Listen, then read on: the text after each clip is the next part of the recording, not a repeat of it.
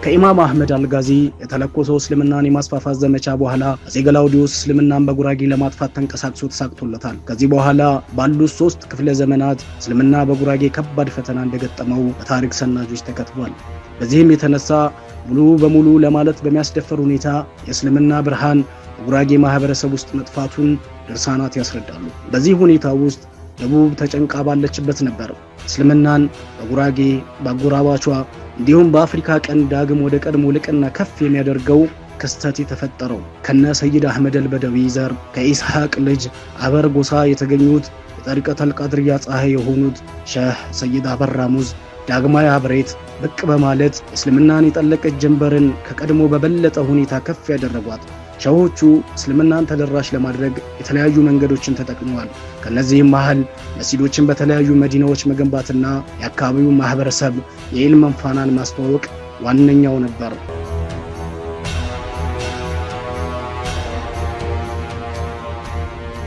የአብሬት ሼህ ሰይድ አበራ ሙዝ በተለያዩ መዲናዎች ውስጥ ካቋቋማቸው መስጊዶች መካከል ከአዲስ አበባ በስተደቡብ ምዕራብ 114 ኪሎ ሜትር ላይ የሚገኘው የወሊሶ መስጊድ አንዱ ነው። የአካባቢው ተወላጅ የሆኑት መሐመድ ነጋሽ እንደሚገልጹት ወሊሶ የብዙ መሻሆች ማረፊያ የነበረች ከተማ ነች። ለመሆኑ በወሊሶ ከተማ የሚገኘው የአብሬት ሼህ ኑር መስጊድ እንዴትና መቼ ተመሰረተ?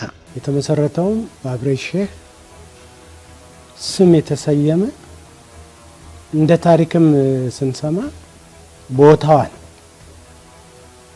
አብሬት ሼህ ገዝተው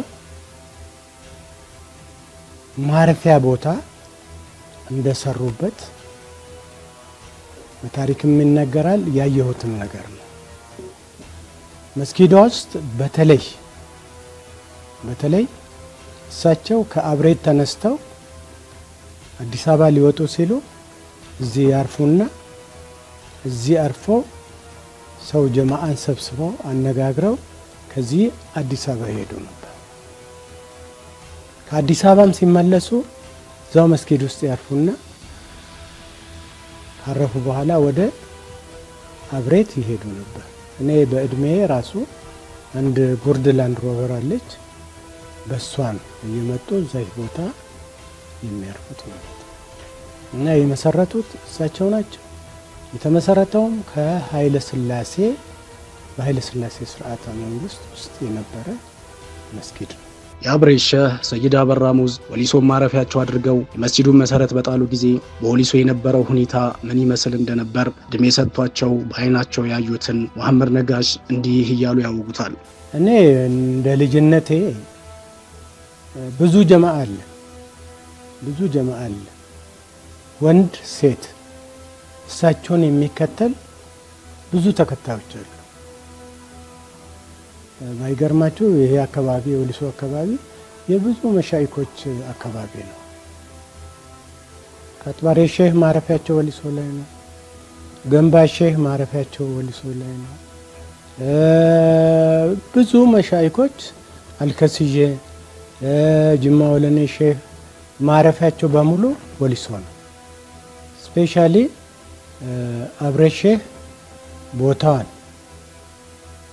ቦታው ላይ ቤት ከሰሩ በኋላ መስጊድ ከተሰራ በኋላ ጀማዓ ብዙ ነው። በተለይ መገርገቢያ ጀማዓ ነበራቸው። አሁን ያ የወንድም የሴትም ጀማዓ ማረፊያ ቦታ አለ። ከዚች ከመስጊዷ ውጪ 2 ትልልቅ ሳር ቤቶች ነበሩ።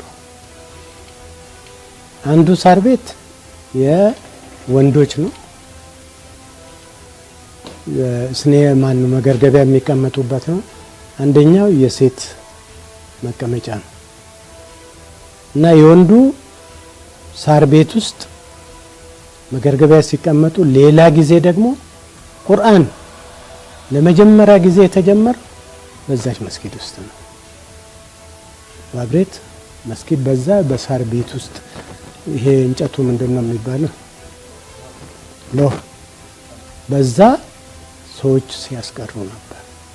ቁርአን መጀመሪያ የተጀመረ አብሬት መስጊድ ውስጥ ነው። የአብሬት ሼህ ሰይድ አበራ ሙዝ በገንዘባቸው ቦታውን ገዝተው ማረፊያቸውና መስገጃቸው ያደረጉት ቦታ በጊዜ ሂደት ቦታው ተስፋፍቶ ትልቅ መስጂድ ሊሆን በቅቷል ሲሉ የሚገልጹት ለ22 ዓመታት የመስጂዱ ኮሚቴ ሰብሳቢ በመሆን ያገለገሉት ሀይ ሸምሱ ናቸው።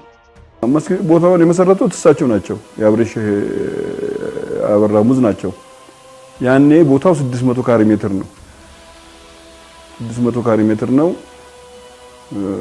ጎጆ ቤት ነበረ፣ እንደዛ ዛኒ ጋባ ነበር።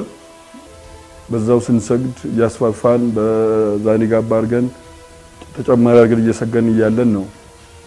በኋላ አጠገቡ ቡና ቤት ነበር፣ ከግድግዳ የተያያዘ ማለት ይቻላል። ያንን 200 ካሬ ሜትር ቦታ ባላህ ፍቃድ የአካባቢውን ሰውም ከሌላም ሰው አስተባብረን አልহামዱሊላህ ገዝተን ቀላቀል ነው። እሱ ሲቀላቀል እንግዲህ አሁን 800 ካሬ ሜትር ነው የሚሆነው ቦታው። ከዛ በኋላ ወደ ግንባታ ተገባ። አሁን ያለው ፎቅ ተሰራ። በዛን ሰዓት እኛ ቤተሰብንም አሳውቀናል። የዛን ጊዜ እንግዲህ በቅርብ ያገኘነው እነ ሰይድ ፋቲን ነው።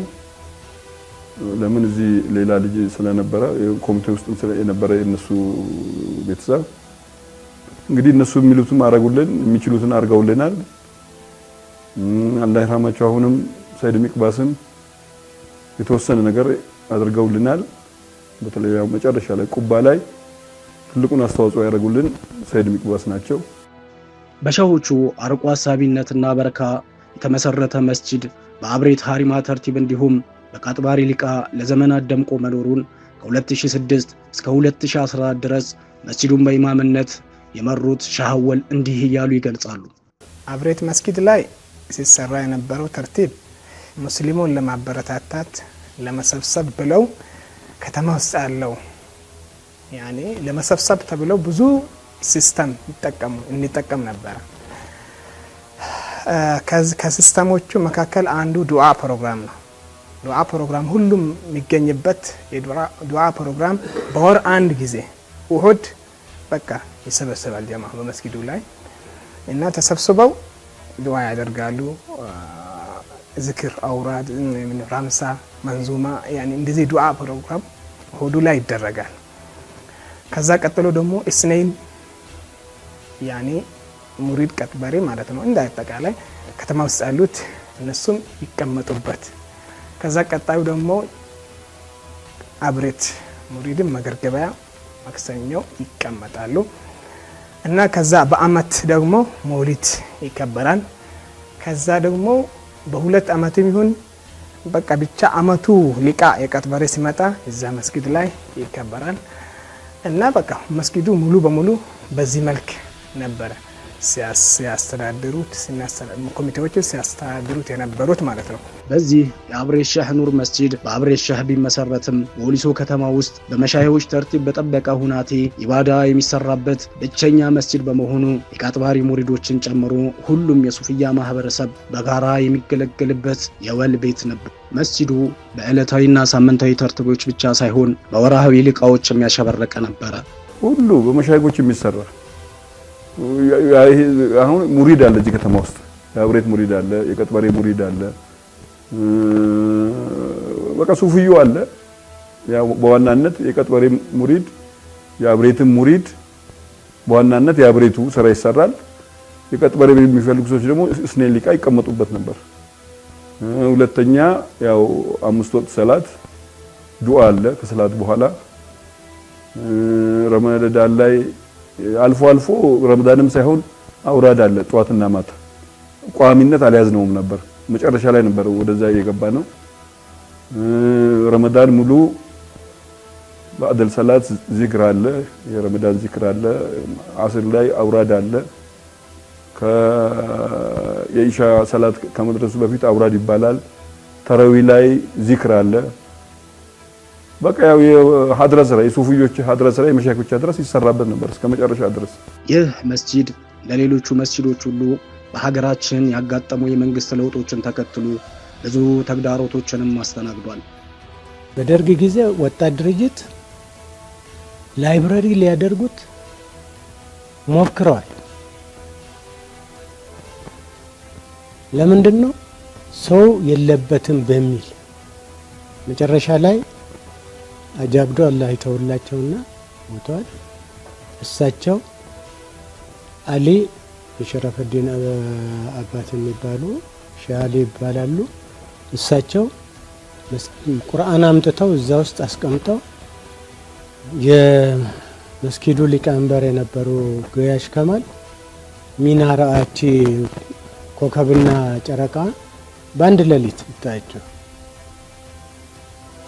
በአንድ ሌሊት አምጥተው ተክለው መጨረሻ ላይ ከንቲባው ጋር ይሄዱና አሉላ ግዳይ ነው የሚባለው ትግሬ ነው እና መስጊዳችንን ይህ ወጣት ሊወስድብን ነው፣ ቁርአን ሜዳ ላይ ተበትኗል፣ ቁርአኑን ና ተመልከት፣ ቤታችን ፈርሷል፣ መስጊዳችን ና ተመልከት።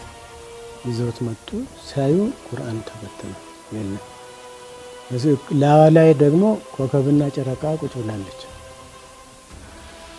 ይሄ መስጊድ ከሆነ እንዴት ይወሰድባቸዋል? እንዳደርሱባቸው ተባለ። ከዛም ጊዜ ጀምሮ ያ መስጊድ ተከበረ ማለት ነው። እንዲህ አይነት ፈተና ያለፈ መስጊድ ነው።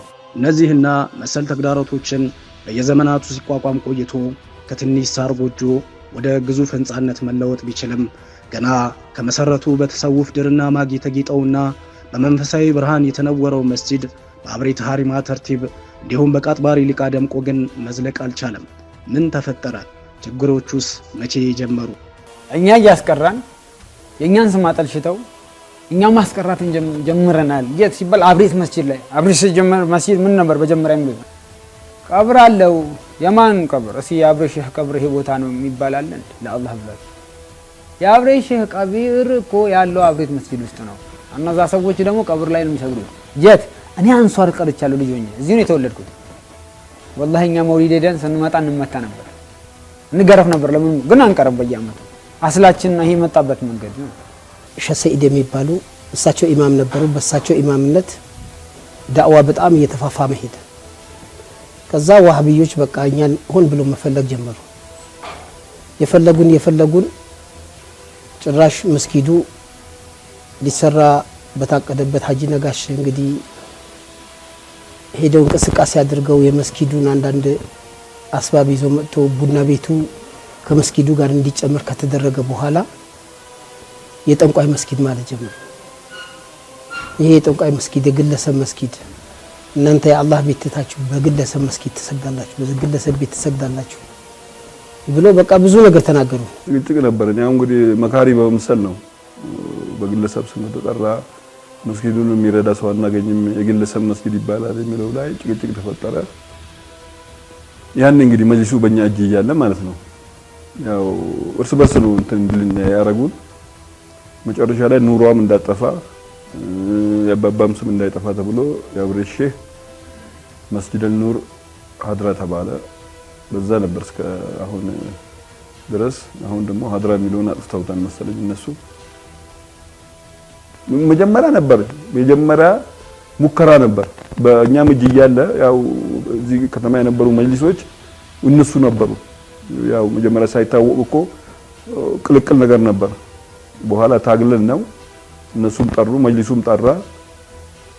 አሁን ግን ዋና መጨረሻ ላይ ዋህብዮች መስጊዱን የሁከት ማዕከል ያደረጉት በአዲስ መልክ መጅሊሱ ከተዋቀረ እና ሙፍቲ ፌደራል ገብተው እና ሀጂ ኢብራሂም ኦሮሚያ ላይ ሆነው ፌደራልን አንታዘዝም በዚህ ጉዳይ በሚሉበት ሰዓት ነው መስጊዳችን ሲበጠበጥ የነበረው።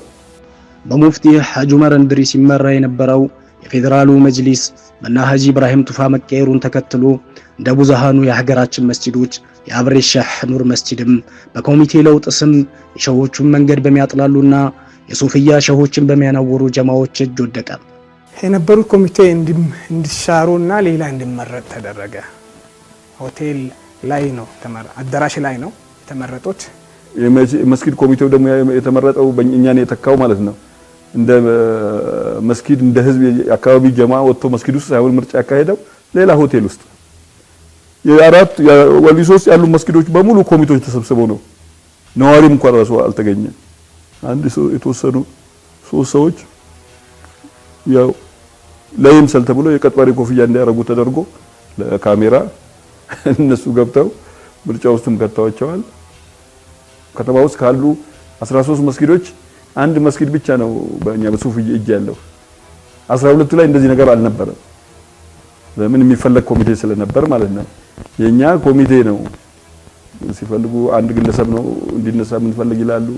ሲፈልጉ ጠቅላላ ኮሚቴ እንቀይራለን ይላሉ። እኛ አካሄዱ ስለገባን በፍጹም እያል ኦሮሚያ መልስ አልሰጥ ሲለን እስከ ፌደራል ሄደን አላህ ጀዛ ይክፈላቸው ሙፍቲ እስከ ፍርድ ቤት ሁሉ ተገሰናል።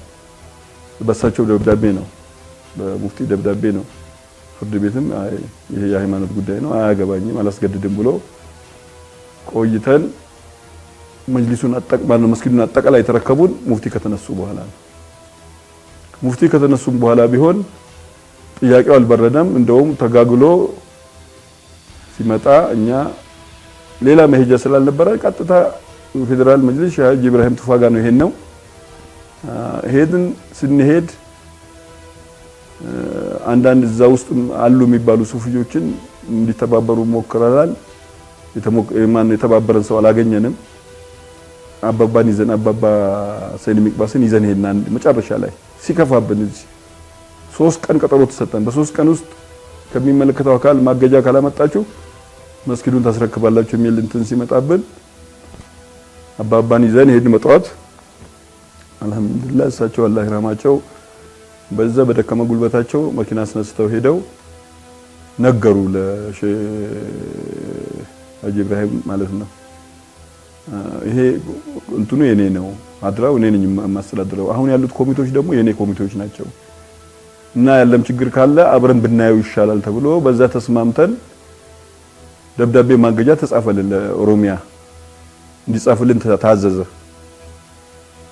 እንትኑ ርክክቡ እንዲቆይ እኛ እዛው ግቢ ውስጥ እያለን ኦሮፋ ማን ነው እንትን እየጠበቅን ነው። ደብዳቤ ግድ ደብዳቤ ለኦሮሚያ ለመውሰድ መጣ። ኑረዲን ሰይድ ፋቲን ይዞ ገቡ። ብዙ ሰዓት ተነጋገሩ። በኋላ እነሱ ተነስተው ወጡ። ደብዳቤው ወደ መዝገብ ቤት መጣ። ደብዳቤው ለእናንተ አይሰጥም ተባለ። ኦሮሚያ የሚወስደው ሞተረኛ ነው። እናንተም ግልባጭ የምናረግላችሁ ነገር የለም ብሎ አሉን። መዝገብ ቤት ምን ለምብለሰን ታዘን ነው የመጣ። እንደዛ ነው የመጣው። የምንሰጣችሁ ልጁን ብለምነው ኮፒ ለማድረግም አልቻልንም። እንግዲህ ያው የሱ አለቃ ተብሎ ሼህ ኢብራሂም ጋር መግባት አልቻልንም። ያው እንትን ነው የሚገባው። በኋላ የጽህፈት ቤቱ ኃላፊ ከማል ሀሩን እሱን ገብቻ እናገርኩት። ምንድነው አንተ አለኝ። እሱ አውቆኛል። መስጊዱ የኑረዲን አይደለም የሚከታተለው አለኝ። እኛ ስለ ኑረዲን እኛ መስጊዱ ኮሚቴ ሰብሳቢ ነኝ፣ ደብዳቤ እየመጣሁ እኔ ነኝ፣ አንተን አናውቅህም አለኝ። በቃ ብዙም አልተናገርኩም፣ ትቼ ወጣሁ። ለኦሮሚያ የጻፈው ደብዳቤ ምን እንደሆነ አናውቅም። ለጳጉሜ 3 እዚህ ጋር ፖሊስ እና ከተማው ቀጥሮ ነው የነበረ። እስከ ጳጉሜ 3 ደብዳቤ አምጡ ብሎ ቀጥሮ ነው የነበረ። ጳጉሜ 2 እዚህ ያሉትን ኮሚቴዎች ማሰር ጀመረ። በቃ እኔም እንግዲህ እንደዚህ ደረጃ ከተደረሰ ብዬ እኔ ማታ ስመጣ ልክ ኬላ ላይ ነው የመኪናዬ ታርጋ ተጠቁሞ ታርጋዬን አይቶ ፖሊስ ልክ 2 ሰዓት ላይ አስገብቶ አሰረኝ። ከዛ 2 ቀን 3 ቀን የሚጠይቀንም ሰው አላገኘንም። እኛ እስር ቤት እያለን ተቆጣጥሮታል መስጊዱ። ጁማ ላይ አዲስ ኮሚቴ ለህዝብ አስተዋወቁ። ቀበሌ ማነው መስጊድ ውስጥ ኮሚቴ ቀየርን እንጂ ምንም የሚቀየር ስራ የለም። ከዚህ ኢማማቸው ማይነካም ብሎ ህዝቡን እንትን አሉ። በኋላ እዛ እንግዲህ የሰሙ ጁማ ላይ የነበሩ ሰዎች እስር ቤት በቃ አሁን ስራው አይቀየርም ተብለዋል። እናንተ ዝም ብላችሁ ከምትታሰሩ አስረክቡና ውጡ ተባል። እንደዛ ከሆነ ብለ እኛም ደስ አለን። እኛ ኃላፊነቱን ሳይሆን መጀመሪያ የሚፈልግ ነው ስራው ካልተቀየረ ማንም ሰው ይቀመጥበት ብለን ላይም ያሉት እነ ሰይድ ፋቲም አንዳንድ ሰው ሲጠይቃቸው እኛ አሁን መልሰን እንረከባለን መስጊዱን አውቀን ነው እንደዛ እንዲረከቡ ያደረግነው። እኛ ከነሱ እንረከባለን የሚል ነገር መጣ። እኛ ቅዳሜ ዕለት እንግዲህ እሺ ብለን ያለ ነገር አስረክበን ከስርም ወጣን። ከዛም በኋላ መስጊዱ ያለ ሂደት ቀጠለ። እኛም በጀማዓነታችን እየቀጠል እያለን አንዳንድ ክልከላዎች ተጀመሩ። በወሊሶ ከተማ በሚገኘው ሆቴል በመሰባሰብና አሳዊ ምርጫ በማካሄድ የተመረጡት አዲሶቹ ኮሚቴዎች በመጅሊሱ ደጀንነት መስጂዱን ሲቆጣጠሩ ኢማሙን ላለመቀየር እንዲሁም በውስጡ ይከናወኑ የነበሩ የዚክርና አውራት ተርቲቦችን አንቀይርም ብለው በአላህ ስም ቢምሉም መሐላቸውን አጥፈው ኢባዳቸውን ለማስቆም ግን ከቀናት በላይ የሚታገሱበት እንጥፍጣፊ ሀፍረት ከአእምሯቸው አልነበረም። የተመረጡ ሰዎች መጡና ፊትለፊት ጁምዓ ከተሰገደ በኋላ ሰለፉ። ወጣ ብለው ፊትለፊት ሰለፉ። ስሙ አሉ። ከዚህ በኋላ እኛ የእናንተ መብት ለመንካት አይደለም። ኢማማቸውም አይነካም። መድረሳም ልጆች ይቀጥላሉ፣ አይበተኑ። ምንም ነገር መውሊድም አውራድም ዝክርም አይነካባቸውም በማለት ቃል ገቡ። ህዝብ ፊት ለፊት በአላህ ስም ቃል እንገባለን ብለው ቃል ገቡ። ከዛው ሲገባ ምን ተደረገ?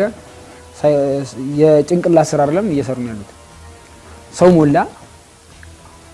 በቂራአት ቁርአንም ኪታቡንም የሚቀራ ያሳየ። እኛ እዛ ጋር እንቀራለን፣ ታሊም እንቀመጣለን። ምናደርገውን አታደርጉም ማለት ማይክ መከልከል ጀመሩ። ያሲን እንቀራ ነበር። ሁሌ ያሲን እንቀራለን። ዛሬ ሳም በፊትም ኸሚስ ያሲን ይቀራል። ያሲን ስንቀራ አንድ ቀን ሙአዚኑ እነሷም የጫኑብን ሙአዚን ማይክ ሊነጥቀን ፈለገ። ይህን ያህል ተጽዕኖ አድርገዋል እያሉ ሰው የራሳቸውን ጀማዓ ማምጣት ጀመሩ። በልብ ደንዳና ሆኖ ዙሁርም ላይ ተነስቶ ዳዋ ማድረግ ጀመረ። ኢሻኛ በያን እናደርጋለን፣ ተዓሊም ቆም እናደርጋለን። በቃ ያቺን ነገር ብቻ ከትለ ማድረግ ቢስሚላህ አልሐምዱሊላህ ሰላቱ ሰላም አላ ብሎ ቶሎ ይቆማል። ቶሎ በዚህ ከዛሳ መስጂዱ ላይ ጭቅጭቅ አመጡ፣ መታገል ጀመሩ። ወራዩ ፕሮግራም ከግቢ ውጭ አድርገናል፣ ተዘግቶብን ማለት ነው። ግቢ ውስጥ በቃ እንጨት አለ፣ በእንጨቱ ይስሩ ነበር። ራሳችን ወጪ እንሰራለን ብለን ስንል እሱንም ምክንያት በዛ ተከለከል። የሰኞና የማክሰኞም ተከለከል። ግልጽ በቃ ሄዱና በየቤታቸው ተቀመጡ። እንደዚህ የምናውቅ ነገር የለም አለ አዲሱ። ይሄ ሪፖርት ደርሷል። አሁን ለነፋቲ እንደዚህ እየተከለከለ ነው፣ መልስ አይሰጥም። ያው ፍላጎቱ ነበር ማለት ነው። በዛ እንግዲህ ረመዳን መጣ። ረመዳን ተሰጠን 10 ደቂቃ ማታ ላይ 10 ደቂቃ አውራት ትላላችሁ፣ 10 ደቂቃ ዳዋ ይደረጋል፣ 10 ደቂቃ የእርዳታ ፕሮግራም የመስጊድ እርዳታ እናሰባሰባለን ብሎ ኮሚቴው ፕሮግራም አወጣ። 2 ሰዓት ነው እንግዲህ 1 ሰዓት ከ45 አዛን ሰዓት ነው። አዛን በሚወጣ ሰዓት ጀማዓ ሰው በሙሉ ቤቱ ነው፣ ፍጣን ላይ ነው። በዛ ጊዜ መስጊድ ውስጥ ያለው ሙአዚንና ዘበኛ ቢኖር ነው። አሁን እሱን ለማድረግ ስንሞክር 1-2 ቀን በቃ ቁርአን ይበልጣል ምንድነው እያሉ ዳዋ ከኛ በፊት እየተደረገ ሰው ከመምጣቱ በፊት ተከለከለ። አንደኛው ቀን ግን በቃ ስንጀምር አቁም ተባለ። ረመዳኑ ሲመጣ አውራ ሲጀመር ለመጀመሪያ ቀን እንደምንም ብሎ ተጫጭሆ ቀነሰ፣ በረዳ አለ። ሁለተኛ ላይ ከየትም እንደተሰበሰቡ አላውቅም። መስጊዱ ሞልቶ አደባባይ ላይ ህዝቡ ሞልቷል። ረሻ ሲነሳ ጨው አውራ ሲጀመር የኮሚቴ ለውጡን ተከትሎ በየጊዜው የነበረውን ነውጥና ሁከት የመስጂዱ ኢማምን ጨምሮ የሻሃችንን ተርቲብ አናቋርጥም ባሉ ምሩዶች ላይ ከድብደባ ጀምሮ እስከ እስር ደርሶባቸዋል። መስጊዱ ውስጥ አሁን ረብሻ 2 ጊዜ ነው ተነሳ። አንደኛ በአውራድ ላይ በዝክር ያውስ ላኢላሃ ኢላላህ ተብሎ ሲጀመር ረብሻ ተነሳ። አውራዱ ላኢላሃ ኢላላህ ተብሎ ሲጀመር ረብሻ መሆን መረበሽ ሳይሆን መጨመር ነው። ላኢላሃ ኢላላህ ማለት ነው አንድ ላይ የአላህ ስም ስለሆነ ማለት ነው። ከአላህ ስም ከላኢላሃ ኢላላህ ይበልጥ ዝክር የለም። ነብዩ ሰለላሁ ዐለይሂ ወሰለም እንደተናገ አፍደሉ ዝክር ላኢላሃ ኢላላህ እንዳሉ በላጩ ዝክር ላኢላሃ ኢላላህ ሲባል እነሱ ወደ ረብሻ ቀየሩና በቃ ረብሻ ተነሳ። ረብሻ ተነስተው 4 ሰው ቆስለዋል። ከአራቱ አንዱ እኔ ነኝ። እንደውም በጣም የተጎዳሁት እኔ ነኝ። ምክንያቱም እዚህ አናቴ ላይ መቱ። ማን እንደመታኝ አላውቅም። ያው ውጭ ያሉት ሰዎች ያውቃሉ፣ የነገሩ እሱ ነው መታሉኝ አለ። በጣም መስጂዱ ሙሉ አድርገው የራሳቸውን ጀማዓ መጡና ሰው ግራ እስኪገባው ድረስ ምንም ያውቀው የለም። አላሁ አክበር አላሁ አክበር አላሁ አክበር ተክቢር አስጨረሰ። ምንም የማያውቀው ሰው ሲደናገጥ እነሱ ተቀናይተውበት ነው የመጡት። መጀመሪያም ተነጋግሯል እነሱ ከሚመለከተው አካል ጋር። ወዲያው ኢሻ እንዲሰገድ ተደረገ። ኢሻ ከተሰገደ በኋላ ፖሊስ ከቦታል መስጊዱን። እኛን አውጥተው እስር ቤት ገባን። በኋላ በጸረ ሽብር ህግ ነው የተከሰስነው። አንቀጹ የተጠቀሰበት የጸረ ሽብር የራስን አመለካከት ሌላው ላይ ለመጫን በሚል ፍርድ ቤት ቀረብን። እንግዲህ ጩኸቴን ቀማኝ ነገር ነው። ቀረብን ፍርድ ቤት የ13 ቀን የጊዜ ገደብ ተጠየቀብን። ፖሊስ ጣቢያ 3 ቀን ከታሰርን በኋላ ፍርድ ቤቱ የ10 ቀን ፈቀደ። 10 ቀን 13 ሰዎች አይደለም 6 ሰዎች መጀመሪያ ከታሰርን 13 ሰዎች 7ቱን መርጦ አወጡና 6ታችን ብቻ ላይ ክስ እንዲመሰረት 10 ቀን ማረሚያ ቤት ቆየን። በመጀመሪያው ቀጠሮ ፍርድ ቤት የዋስትና መብት ፈቅዶልን ወጣን። ከዛ ስንከራከር ፍርድ ቤት የሃይማኖት ጉዳይ ነው ይሄ የተሰራ ወንጀል አላየንም፣ የሃይማኖት ጉዳዮችን በሃይማኖት ተቋም ፍቱ ብሎ ፋይሉን ዘጋልን። ወደ ቤት ገባን። እንግዲህ ያው የፍርድ ሂደቱ ነው እኛ ትንሽ እንትን የሰጠን መብት የሰጠን ከመታሰሪያ እንትን ያለን። ከዛ እነሱ ይግባኝ ጠየቁ። ይግባኙም አልተሳካላቸውም። አልহামዱሊላህ ክሱ በዛ ተወረደ። እኛ ግን ከዛን ጊዜ ወዲህ መስጊድ ተውን መግባት በቃ ሌላ ደግሞ አደጋ ይፈጠራል በሚል ኢማሙንም አነሱብን። ኢማሙ ከሌሉ የሱፊ ስራ ካልተሰራ ምንድነው ብለን በሽምግልናም ተሞከረ። በቃ በሽምግልናም የተሞከረ በቃ መስጊድ ውስጥ ሁለት ነገር አንፈቅድም ነው የተባለው። እነሱ ተዘጋጅተው ነው የመጡት። ከ13 መስጊድ የተውጣጣ ዱርዬ ነው ተሰብስቦ የመጡ ሙስሊም ሳይሆን ዱርዬ የማናቃቸው መልካቸውን የማናቅ ሰዎች ናቸው። መስጊድ አሰግዱ አሰላሙ አለይኩም አሉ። ሁለተኛውን አሰላሙ አለይኩም ሲሉ ነው የተመቱት። አልዋሻችሁም። ምግቡን ትቶ ህፃናት ባዶ ጾም አሳድሮ ለመስጊዱ እንዲሰራ መዋጮ የሰጠ ህዝብ አለ። ዛሬ በመስጊዱ ደርሳለሁ ብሎ ያንን ሁሉ ጉጉት አሳድሮ ያንን ሁሉ ጥረት አድርጎ መስጊዱ ከተመሰረተ በኋላ እነኛ አምባገነን እንግዲህ መጥተው የመስጊዱ ባለቤት እኛ ነን ብለው መስጊድ ኢማማችን እንኳን እንደማይሞቱ እንደማይድኑ አድርገው በዛ ደረጃ ተወጡ። እኛ ከተመቱ 15 ደቂቃ 20 30 ደቂቃ ያክል ማንነታቸውን ማወቅ አልቻለም። አብረናቸው ሰግደን ማለት ነው። ሲመቱ ባይና ያለው ግን የነሱ ጀማዓ የመቱ መሰለኝ። ተሳስቶ የነሱ ጀማዓ የመቱ መሰለኝ።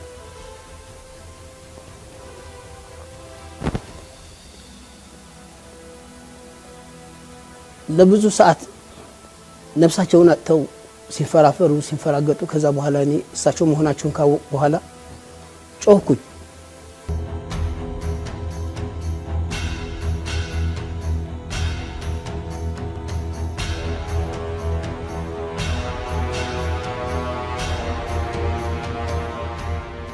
ቀስ በቀስ አንዱን እያሉ የገደሉ ጀማዓውን እንዳለ እኛ አሁን መስጊዱ ብትደርሱ በመስጊዱ የሆነ ችግር ቢፈጠር ቅድሚያ ተጠያቂ እናንተ ናችሁ ተብለን ፍርድ ቤት ላይ ፈርመን ነው የወጣነው። የዚህን ያክል ደረጃ ነው የተከደበው። እነሱ እኛን ሌላ ማነቆ ውስጥ ለማስገባት ሄደው እስከ ፍርድ ቤት ድረስ ወንጀለኛ አድርገው ከሰሱ። በረመዳን 15 ቀን ሁሉ ታሰር። ከዛ መጨረሻ ላይ ያው አላህ እንግዲህ ምንዳውን አልከለከለንም።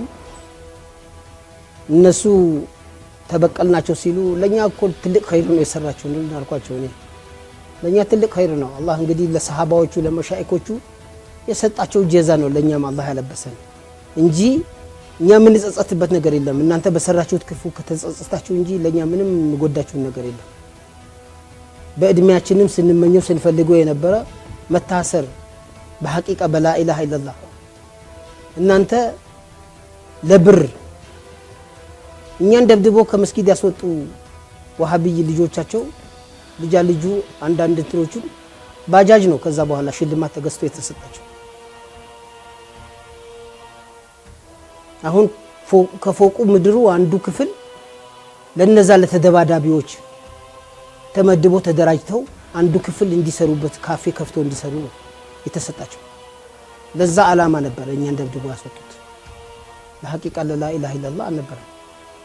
እና አሁንም መስጊዱ ውስጥ ያለ ስራ አንድም ነገር የለም። ዝክሩም የለም፣ አውራዱም የለም፣ መውሊድም የለም። እስኔን ይደረግ ነበር፣ እስኔኑ መቋረጥ ተውታል። ይሄን ያህል ነው እንግዲህ ያለው የመስጊዱ አዋል። በአብሬት ሼህ ኑር መስጂድ ላይ መሻይኾችን ተርቲብ ከተቋረጠ 3ኛ ዓመቱን ሊደፍን ጥቂት ወራት የቀሩት ሲሆን የመስጂዱም ጀማዓ በአሁኑ ወቅት በግለሰብ ቤት ጀማዓን እየሰገዱ ይገኛሉ። መስጊዱ ላይ ያለው ሁኔታ በቃ ሙሉ በሙሉ የነሱ የዋሃቢጆች ነው የተካሄደው ያለው። መጀመሪያ አውራድ ነበረ፣ ሙሉ በሙሉ አስወግዶታል። 23 ነበረ ተራዊህ ወደ 11 ቀይሮታል። አውራድ ነበረ በተራዊህ ላይ እሱም ሁሉ ነገሩ በቃ የሱፍያ የነበረው የበፊቱ ያኔ ከበፊቱ የነበረውን ስርዓት አሁን በሙሉ በሙሉ አስቆመዋል ማለት ነው እነሱ። ስለዚህ አሁን ሱፊዩ ህብረተሰብ እኛ ማለት መስጊድ ውስጥ የነበሩት ጀማዓ ግማሹ ሐሳቡ ተበታተነዋል፣ ግማሹ በማስፈራራት መስጊድ ካልገባ ብለው ያስፈራራሉ። አንዳንድ ሰው ፈርቶ ይገባል። አልፈራም ያለ ሰው ደግሞ ያው አንድ ሰፋ ቤት ያለው ቤት አሁን ተሰብስቦ ጁምዓም ከሚቀርብን በዑዝር ስር አስገብተው በዛ መልክ በአንድ ግለሰብ ቤት ውስጥ የሰገዱ ነው ያሉት። ዛሬ ደግሞ ሰው ሸሽቶ ለተዝብት አሁን ሄዳችሁ ማየት ትችላላችሁ። የምታገኙት ምንድነው? ዋልጌ ህፃናት፣ ወጣቶች ተሰብስቦ ነው ሰላት እንሰግዳለን የሚሉት እንጂ አዋቂ አንድ ሰው አታገኙ። ማረጋገጥ ትችላላችሁ።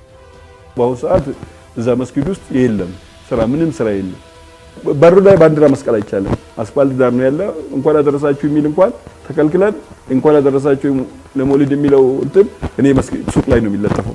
እሱንም ለማስነሳት ሞክሮ አያገባችሁም ነው ያላቸው የመንግስት አካል። ክሰሱት በፍርድ ቤት። እኛ ግን እሷን ሱቅ ላይ እንለጥፋለን። እስካሁንም ድረስ ያው ህዝቡ በየቤቱ ነው ቁጭ ብሎ የሚሰግደው የሚያለቅሰው። አንድ ወንድማችን አላህ ኸይር ጀዛ ይክፈላቸው፣ መደብደብም አልፈሩም፣ መሞትም አልፈሩም። እንደሳቸው ጂሃድ እንትን ብለው የራሳቸውን ሳሎን ፈቅደው ያው በራሳቸው ሳሎን ውስጥ እስካሁን ድረስ ጀማዓ እየሰገድን ነበር። እና መስጊዱ እስካሁን ድረስ የትኛው ማስካር የትኛውም ደግሞ የመስጊዱ የነበሩ የመሻይኮቹ ስራ አንዳንድ ቀርቷል። የምንሰግደው ሀቅ ነው፣ በሰው ቤት ነው። ያው አውራዱ ቤቱ ላይ የሚቀራ አይጠፋም፣ ይቀራል። ያለ ምንድነው ጀማዓ የለው የሰው ቤት ነው። እንኳን አሁንም እኮ ተጠቅመዋል። የሰው ቤት ላይ ይሰግዳሉ፣ ለማሳሰር ሞክረዋል። ለምንድን ነው እኛ ከመስጂድ አባረሩን? ተመተን ተደብድበን ታስረን ቤትህም ስትሰግድ ደግሞ ቤትህም እንዳሰግድ ብዙ ነገር እንትን አድርገው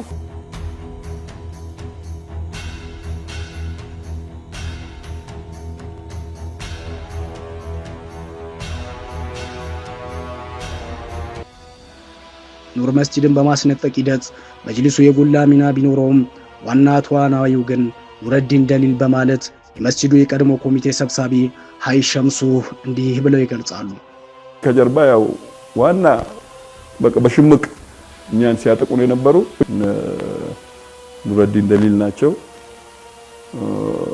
ሲፈልጉ እኛ ኮሚቴን አንፈልግም፣ ኮሚቴ ቀይሩ፣ ጀማዓ ሰብስበን ከኛ ሰው የምትፈልጉትን ሰው ምረጡ፣ ብቻ በዚህ መስጊድ ጉዳይ ላይ አሳልፋችሁ ለሰው አትስጡ፣ ያ ሁሉ ተብለዋል። ለፈቃደኛ አልሆኑ። ያው አላማው ግልጽ ነው። እኔ እነሱ ያባባ ስራ የማስቀጠል ፍላጎት አላቸው ብዬ አይደለም፣ ካየሁት አንፃር ማለት ነው። ከግልም ያጠፋንባቸው ነገር የለም። ብናጠፋም ደግሞ አጠፋችሁ ብትሉ ቢሉንም እኛ እንልቀቅ ቦታውን። የአባታችን ርስት አይደለም። ግን ሰው ሱፊዩ ይምረጥና ይተካላችሁ እስከሚል ደርሰናል። እንደውም ሰብሳቢ ሁሴን ነበር የተደረገው፣ ሁሴን አሚን ያን ሁሉ አልተቀበሉም። በቃ እነሱ አሳልፈው ለነሱ ነው የሰጡት። በኑረዲን ደሊል አስተባባሪነት መስጂዳቸውን የተነጠቁት የአብሬት ሙሪዶች መስጂዳቸው ተመልሶላቸው የተቋረጠው የመሻሂዎቻችን ተርቲብ ይቀጥሉላቸው ዘንድ የአብሬት ሼህ ቤተሰቦችን እና የሱፍያው ማህበረሰብን ድረሱልን ሲሉ ይማጸናሉ። መስጊዳችን አሁንም ቢሆን የአብሬት ሼህ መስጊድ ተነጥቆ አይደለም። የእስልምናው አብሬት ሼህ ሲሰሩት የነበረው ስራ ዛሬም ይቀጥል። ስማቸው ለምን ይጠፋል የሚል አቋም ነው ያለ። አባታችን ናቸው። እኔ በመንግስት ሰራተኛነት አብሬትም ሄጃለሁ፣ ያውቃለሁ ምን ያህል ቦታው እንደተከበረ ምን ያህል ስርዓት እንዳለው ይታወቃል። እዚህ ግን ማንኛውም ዱርዬ ተሰብስቦበት መጨፈሪያ እያደረገ ነው። ስለዚህ አሁንም ቢሆን መስጊዳችን የአብሬት መስጊድ የአላህ ቤት ነው። በስርዓቱ እነዚህ መረጡ የተባሉ ቦታቸውን ለቀው ሱፍዬ ሆኑ የአብሬት ቤተሰቦችም ቢሆን ቢረከቡ ነው ደስተኛ ነው። በቃ ለምንድን ነው የአባታቸውን ስርዓት እኔ ከነሱ ጋር ዝምድና ዝርያ አለ፣ ወዳቸዋለሁ፣ አከብራቸው።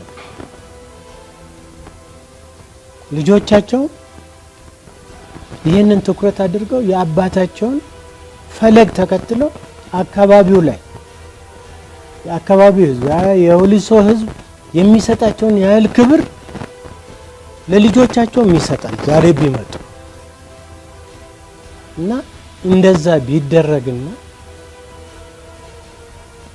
የአባታችን የአብሬት ሼህ መስጊድ በስርዓቱ ከድሮ ጀምሮ በነበረው ስርዓት እንዲቀጥልልን ነው ያፈላል።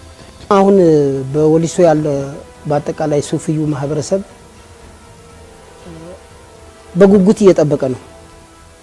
አንድ ቀን መጥተው ተወላጅ ቤተሰብ መጥቶ ይህንን መስጊድ አስከብሮ የማን ስማቸው ባለበት እንደሚያስከብርና ቀጥታ የሱፊዩ መስጊድ መሆን እንዳለበት ያውቃል። እና እስካሁንም ድረስ ያው ህዝቡ በየቤቱ ነው ቁጭ ብሎ የሚሰግደው የሚያለቅሰው። አጠቃላይ ለኢትዮጵያ ብቻ ሳይሆን ውጭ ድረስ ቢደርስ ያኔ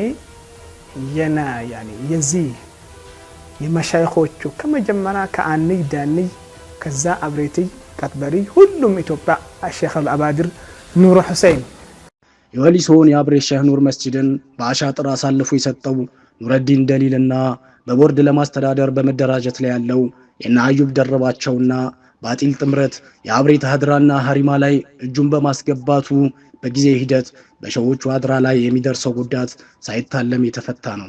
አይፈልጉትም የሱፍይን ስራውን እነሱ ምን ግልጽ ነው። ድሮ ሞሊድም ካስከበረ ነው። ለምሳሌ ኑረዲን ሱልጣን ማን ኑረዲን አሊል የሼህ ሱልጣን ጀማዓተል ቢር ፋውንዴሽን የሚባል ነገር ነበር። እርዳታ አንተን ድርጅት የዛ ድርጅት ሰራተኛ ነው። ከነሱ ጋር ነው ውሎ አዳሩ። መጀመሪያም ያጣላን እሱ ነው። እኛና ሰሪፋቴ በቃ ውከት እንዲፈጠር ያደረገው ያማ ግልጽ እኮ ነው። ፌደራል ላይ መጅሊስ ላይ ገብተው እያየናቸው አይደል? ይሄን ያህል ሴራ ሰሩ። ከመስጊድም ወተን አሁንም ራሱ መስጊድ ላይ ምን ያደርጋሉ? አሁን አልহামዱሊላህ 3ኛ አመት መጣ፣ 3ኛ ረመዳን እነዛ ሙሽሪኮችን ከመስጊድ አባረን ይሄው አላህ ከወፈቀን እያሉ ይዘታሉ። በአሁኑ ወቅት የወሊሶን የአብሬት ሼህ መስጂድ ያስነጠቀው ቡድን አይኑም በጉራጌ ዞን ቻሃ ወረዳ የሚገኘውን ዋናውን የአብሬት ሼህ ሀሪማና ዛዊያ ላይ አድርጓል።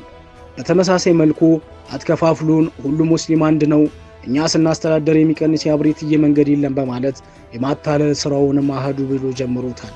እንደ ምሳሌ በዚህ ክፍል አንድ ዶክመንተሪ እንዳሳየናችሁና በሌሎች ክፍሎች እንደምንመለስ የሚያስገድደን የዚህ ቡድን ሲራ ስር መሰረት ያለውና የተጠና በመሆኑ ጉዳዩን በማገዝ ላይ ያሉ ሙሪዶች ዘንድ የጥንስሱን ምንነትና ጉዳት በልኩ ያለ መረዳትን በማስተዋላችን ነው። በተጨማሪም ይህ ቡድን መጪውን የአብሬት መውሊድ አስታኮና የከርሰ ምድር ውሃ ለማውጣት እንቅስቃሴ ላይ ከነበሩ ቅም ሙሪዶች ጋር በልማት ስም በመደባለቅና በመጨረሻም ሂደቱን በዋናነት በመምራት ዋናውን የአብሬት ላይ ወጥቶን ኸይር በሚመስል ሐሳብ አስታኮ አስገብቶታል። እንደተመለከትነውም ትክክለኛው ወቅት እስኪደርስና ኃይሉን አሰባስቦ ከመነሳቱ በፊት በአያሌ ሻሃችንና ሌሎች አድራዎችን ከሙሪዱና የሱፍያው ማህበረሰብ አታሉ በመንጠቅና በማስነጠቅ ረገድ ሙከራ 1 2 3 ማለቱንና የሚያስፈልገውን ልምድ መውሰዱን ለመረዳት ብዙ ምርምር የማይጠይቅ ሀቅ መሆኑን እንረዳለን።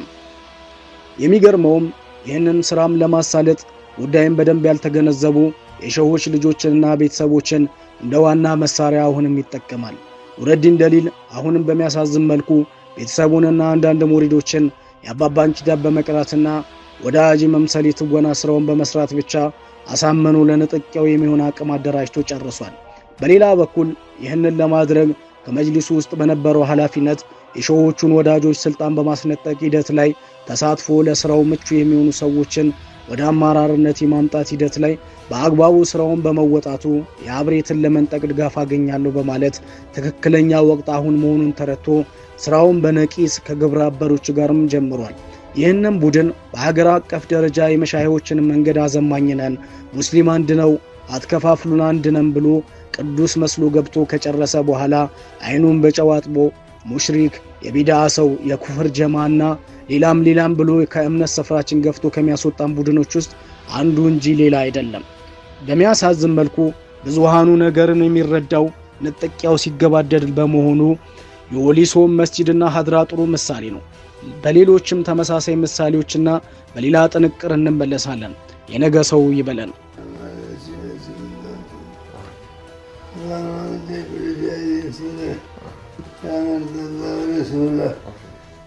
اللهم اهدنا وسلمنا من آفات الزمان ولا تشد بزين عدو ولا شيطان نجنا من ملائكة الضر من عندك والنازل من سمائك يا رب إنا نعوذ برضاك من سخطك ومن آفاتك من قواتك إلا سننا عليك أنت كما أثنيت على نفسك يا حي يا قيوم يا بديع السماوات والأرض يا مالك الملك يا ذا الجلال والإكرام نجنا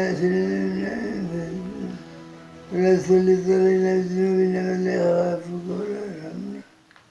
الله يا مولا تبدل بنا مسؤولا وقنا فتنة البلاء. الله يا مولا تفضل بنا مسؤولا وقنا فتنة البلاء. الله يا مولا تبدل بنا مسؤولا وقنا فتنة البلاء. بقدس فاك عن جهات بنور جل عن شفوت بطول تجلي العلا. الله يا مولا تبدل بنا مسؤولا وقنا فتنة البلاء. بملك بغير الزوات بذات جلت عن مثال بعمى حضرة المولى.